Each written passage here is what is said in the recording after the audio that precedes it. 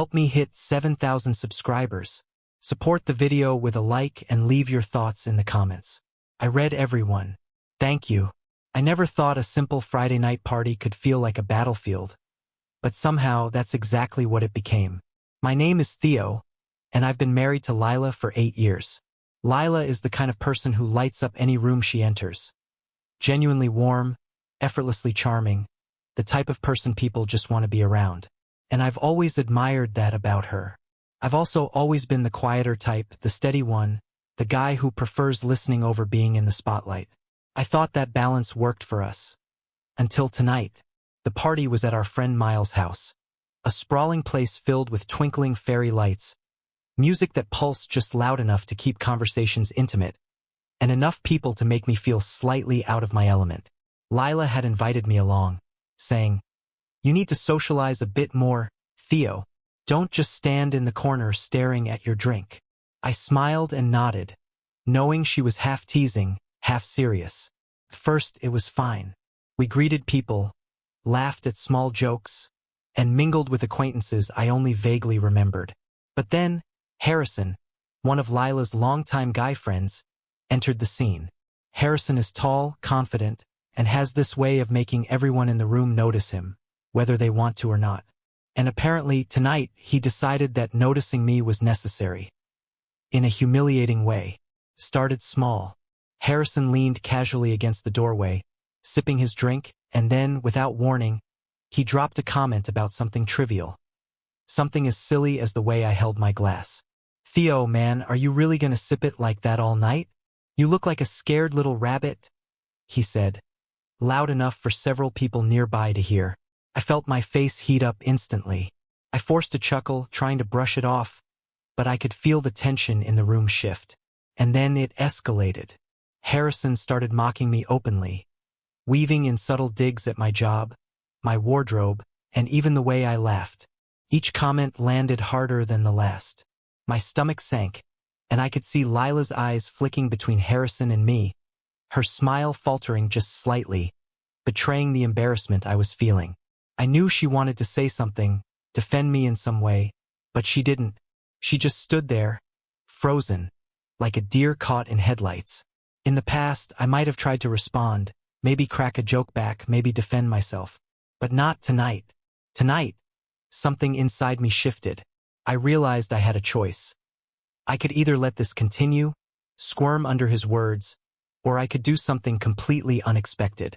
And I chose the latter. I straightened my posture, lifted my head, and allowed the silence to stretch for just a moment longer than was comfortable. Harrison, used to commanding the room, clearly didn't like it. The murmurs of the crowd grew quieter, all eyes subtly shifting toward us, sensing the tension. I didn't rush to speak. I simply looked at him, really looked at him, and let my expression stay calm, unreadable, almost serene. And then I said it. Not angry, not defensive, not pleading. Just a single, clear sentence that cut through the noise. "You don't get to define who I am, Harrison. Not tonight, not ever." The room froze. Even Harrison blinked, caught off guard by the calm certainty in my voice. A few people whispered to each other, surprised by the confidence I'd somehow summoned from nowhere. And then I did something else, something that made the whole moment unforgettable. I turned to Lila. I smiled at her, warmly, gently, with no trace of bitterness or humiliation. "You okay?" I asked, not sarcastically, not in a way that demanded reassurance, just quietly, genuinely. Lila's lips parted slightly, and her eyes widened. I could see it there, the shock, the pride, the regret, all swirling together in one moment. She realized that the man standing beside her, the one she married, was stronger than any insult thrown in his direction. Stronger than Harrison. Stronger than the room's expectations of him. And somehow, in that silence, the entire dynamic of the night shifted. Harrison tried to respond, to reclaim control of the situation, but his usual arrogance faltered. The words caught in his throat. He opened his mouth, closed it, and then muttered something unintelligible before stepping back. The room collectively exhaled, and I could feel a subtle energy change. The weight of humiliation lifted, replaced with quiet respect. Even Lila didn't say anything at first. She just looked at me, her eyes shimmering, as if the magnitude of the moment was finally sinking in. I reached out and lightly touched her hand. She squeezed it back, and in that simple gesture, everything else seemed to fade away. The embarrassment, the insults, the tension, none of it mattered anymore. What mattered was that we were together, and I had reclaimed my dignity without throwing a single punch, without raising my voice, without feeding into the chaos. The rest of the night felt different. The chatter resumed, but there was a subtle undercurrent. People were more cautious, respectful even, as if the air itself acknowledged what had just happened. Harrison stayed mostly on the sidelines, no longer the center of attention. And while that might have seemed trivial to some, I knew it wasn't. This was the moment the dynamic had shifted. Not with anger, not with confrontation, but with quiet composure. Lila stayed close, her hand never leaving mine.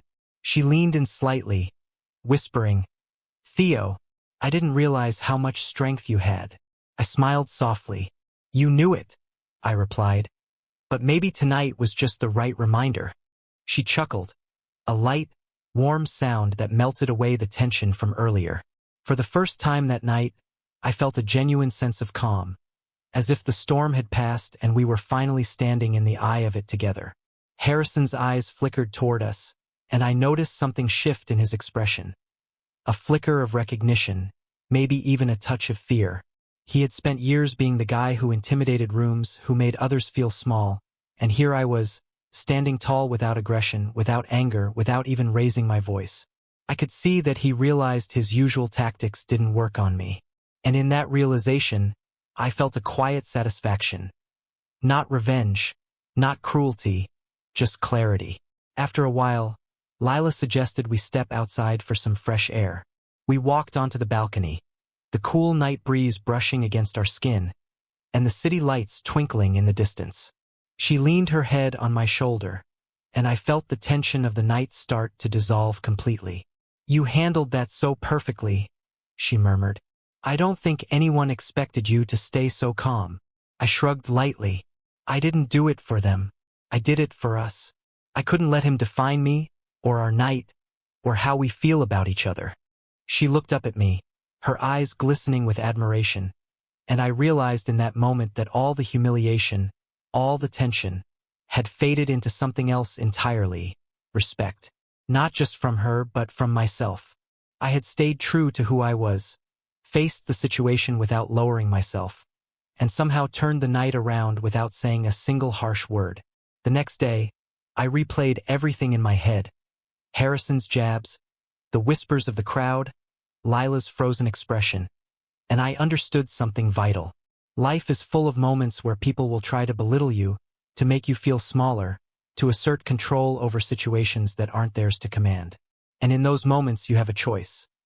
You can either react impulsively, let your emotions take the wheel, and feed the chaos, or you can stay silent, steady, and in control, letting your actions speak louder than words ever could. By the time the party ended, most people had left, and the house was quiet again. Harrison was gone before us, slipping out without even a glance in our direction. I didn't feel victorious in the sense of I won, but I did feel empowered.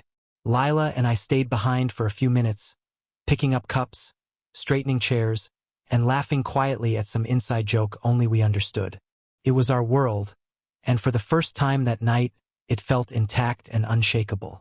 Later, as we drove home, Lila broke the silence. "You know," she said softly, "I think I finally understand why I married you. Not just for your kindness, or your humor, or the way you make me feel loved, but because you have this calm strength that no one can shake. Even when the world tries to humiliate you, you don't crumble. You stand tall." I glanced at her and smiled, feeling a warmth that spread through me. "I guess tonight was just a reminder," I said, "for both of us." That night, as I lay in bed, I reflected on everything that had happened. The embarrassment, the tension, the moment when everyone expected me to react poorly. It was all part of a lesson I didn't know I needed. Life will always throw moments of humiliation, doubt, and challenge your self-worth. But how you respond defines not just how others see you, but how you see yourself. I realized that true power isn't loud or aggressive. True power is silent, calm, and deliberate. It's measured, it's intentional, and it's unwavering. In the end, I didn't just survive Harrison's humiliation. I transformed it. I turned a moment of potential shame into a display of dignity and control. And more importantly, I reminded Lila and myself that the foundation of our relationship isn't built on who can shout the loudest or who can belittle the other the most.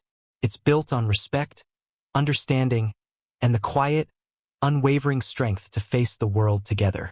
By the time we finally drifted off to sleep, Lila was curled next to me, and I felt a sense of peace I hadn't felt in a long time. Peace not because the world had changed, but because I had. And sometimes, that's all it takes, one quiet, deliberate reaction to redefine everything.